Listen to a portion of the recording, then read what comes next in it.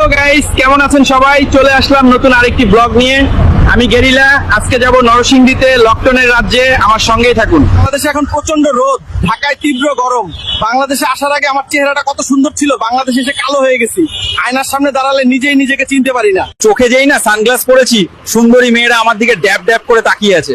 মনে হচ্ছে আমার মতো এত হ্যান্ডসাম কাউকে আগে কখনো দেখেনি। অনেকক্ষণ অপেক্ষা করার পরে একটা বাইকার পেলাম, বাইকারকে ভাড়া করলাম নরসিংদী যাওয়ার জন্য। বাংলাদেশে এই প্রথম বাইকে উঠলাম, খুব ভালো লাগছে। প্রাণের নরসিংদী, আই এম কামিং।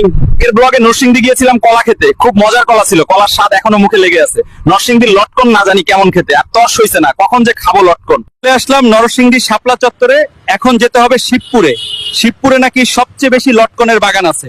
এখন গন্তব্য শিবপুরে। চলে এলাম শিবপুরে, গন্তব্য জয়নগরের লটকন বাগানে। ইয়াহু, খুব সুন্দর জায়গা। ওয়াও, কি সুন্দর গোল গোল লটকন, খালি লটকন আর লটকন। একটু খেয়ে দেখি কেমন লাগে। টেস্ট জানি কেমন, কলার মতনও না, আমের মতনও না, আবার কাঁঠালের মতনও না, কেমন জানি অন্যরকম, টক মিষ্টি লাগে।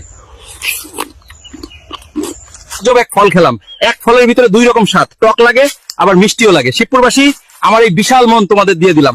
I love you.